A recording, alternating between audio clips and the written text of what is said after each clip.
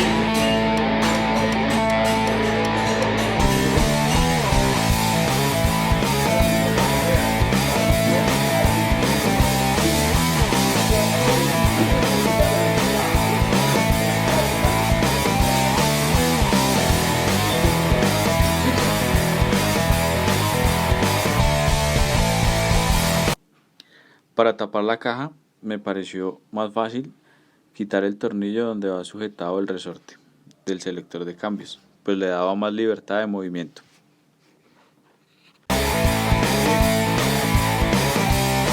¡Vamos!